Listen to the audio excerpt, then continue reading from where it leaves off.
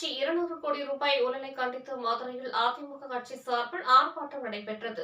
மதுரை மாநகராட்சியின் முறைகேடான வரி விதிப்பில் சுமார் 200 கோடி ரூபாய் ஊழல் நடைபெற்றிருப்பது குறித்து முறையான விசாரணை நடைபெறாததை கண்டித்தும், குண்டும் குழியுமாக உள்ள சாலைகளை புதுப்பிக்காத மக்களுக்கு முறையாக குடிநீர் வழங்காத மாநகராட்சியை கண்டித்து இதுகுறித்து உரிய நடவடிக்கைகளை மேற்கொள்ளாத திமுக அரசையும் கண்டித்து மதுரை மாநகர புறநகர் கிழக்கு மாவட்ட செயலாளர் அதிமுக சார்பில் மதுரை பழங்காநத்தம் பகுதியில் அதிமுக கட்சி சார்பில் ஆர்ப்பாட்டம் நடைபெற்று வருகிறது.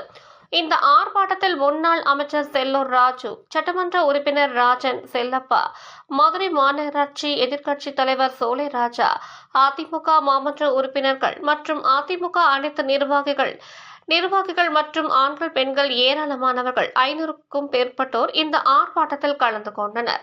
இதில் மதுரை மாநகராட்சி அதிமுக மாமன்ற உறுப்பினர்கள் அனைவரும் கருப்பு துணி அணிந்து எதிர்ப்பை தெரிவித்தனர்.